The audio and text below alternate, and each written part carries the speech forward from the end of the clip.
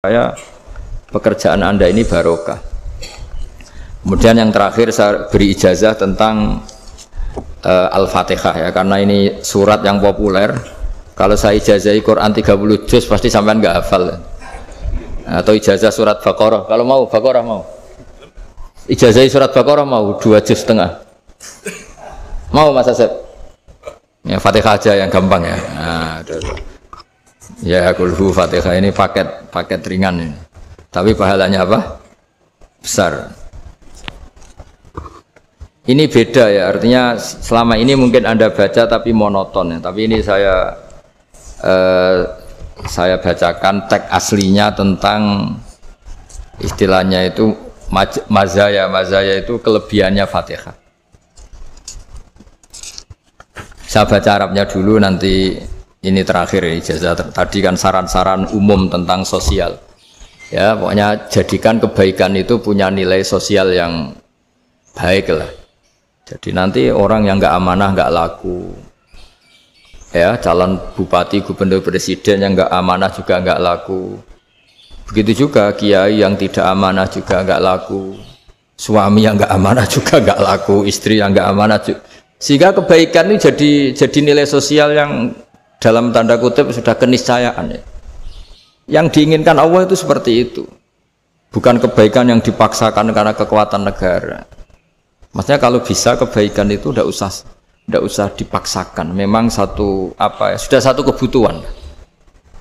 Tak cerita-cerita di negara maju itu. Bahkan apapun jatuh itu nggak ada yang ngambil apa itu. Makanya gambarannya Mekah Medina kan gitu kan. Barang jatuh nggak ada yang berani apa ngambil, itu saking sudah jadi sistem. Sehingga banyak negara di Eropa itu yang sampai nggak punya tentara, nggak punya polisi karena kebaikan sudah. Nah kita kan masih capek, polisinya aja capek, apalagi masyarakatnya, karena ya kebaikan itu belum jadi nilai apa bersama. Nah, kita selain ditopang negara, ada polisi, ada tentara, itu kita usahakan kebaikan itu jadi nilai apa bersama. Tadi wa'tamiru bainakum bima'ruf. Dan kita punya reputasi yang bagus dalam bab ini.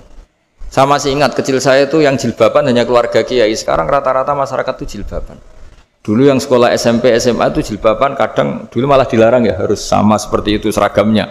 Sekarang sudah boleh. Dan nyaman. Lama-lama yang dapat simpatik ya yang pakai pakaian model tertutup seperti itu.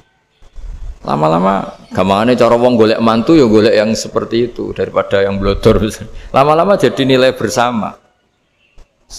Ya ingin saya seperti itulah. Di terminal juga sama.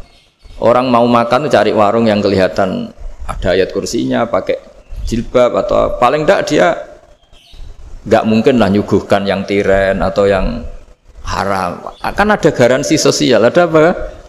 Ada garansi apa? Sosial. Dengan penampilan yang soleh itu kan masa iya nyuguhkan oplosan babi gitu misalnya itu. Jadi nilai sosial itu harus harus benar-benar jadi nilai sehingga negara biar gak capek-capek. Polisi juga gak capek kan karena tugasnya corong Jawa mau ngawat-ngawati tok, tapi sudah tidak perlu tegang karena kebaikan sudah jadi nilai apa bersama.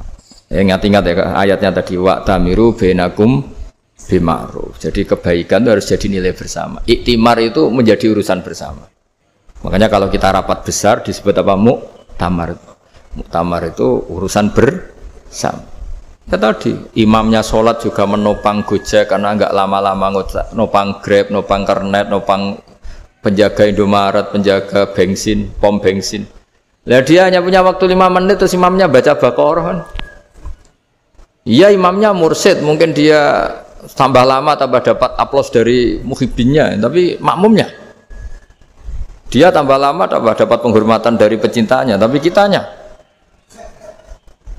wah khusyuk wali kan, dia dapat status naik lah, kita yang sudah tidak ikut jadi wali diganggu apa pekerjaannya. Kalau ada imam seperti itu sampai mufaroqah saja, niat ya Allah sampai sini saja saya makmum orang itu, silakan orang itu punya urusan sendiri dengan jenengan ya sudah, atau salib saja apa. Nah, itu boleh kalau dalam fikih namanya apa? Mufaroqah. Mufaroqah itu niat. Tapi kamu jangan langsung selonong mufaroqah, niat dulu. Pamit sama Allah bahwa sekarang mau mufaroqah. Tapi ya jadi sholat yang aneh kan, imamnya masih rukuk, kamu terus sujud, terus apa-apa selesai ya. Mungkin dalam pandangan itu orang lain ini maksudnya makmum gimana ini kok begini.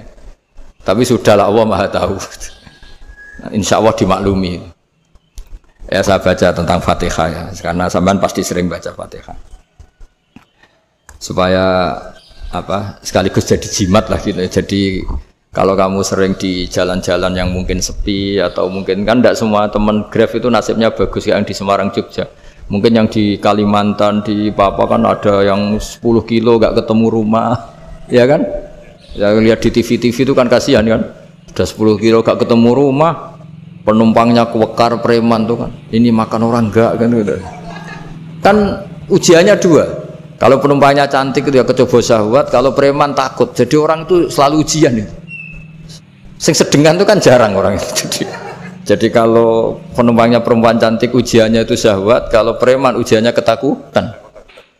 Kalau orang yang lemah bawa uang ujiannya kamu ingin garong. Jadi hidup itu memang semuanya ujian. Liyabluwakum ayyukum ahsanu amala. Makanya saya sering ditanya oleh teman-teman, Gus, nah ujiannya kenal wong wedok elek piye sama? Kenal wong ayu ujiannya syahwat, kenal wong elek ujiannya ngenyek, itu sama-sama dosa. Syahwat ya dosa, ngenyek juga dosa. Wah elek keriting untune metu ya dosa ngomong gitu. Kadang-kadang orang berpikir enak kancanan wong elek gak dosa. Kata siapa kancanan wong elek itu ya dosa karena bawaannya ngenyek. Ngenyek itu menyepelekan itu. Makanya saya itu ya nggak mau berteman sampean. Nanti kan bawaannya ngenyek atau seneng ya tidak tahu. Ya sudah ada takdir saja kalau ketemu ya tak ulang ngaji gitu. Tapi ini ngaji terakhir, setelah ini ngaji biasa aja, tidak usah resmi gini. Ngaji kok resmi aneh. Pokoknya nanti suatu saat kalau pandemi sudah berlalu saya akan ngaji Rebone. Ini ngaji. Ini ngaji yang kurang bagus karena ngatur kiai kurang berkah ini. Nanti tapi ya lumayan lah masih mau ngaji. Ngaji kok tanggal ini jam ini. Sekarang suatu saat kamu tak panggil, Mas Wahyu datang ke sini jam ini tidak mesti bisa. Mungkin pas ada acara apa, maaf ke sini pas ngecek pas apa. Jadi ya sudah tapi tak maafkan enggak apa-apa. Takdir ya. Tak bacakan supaya sampean tahu keramatnya bismillah.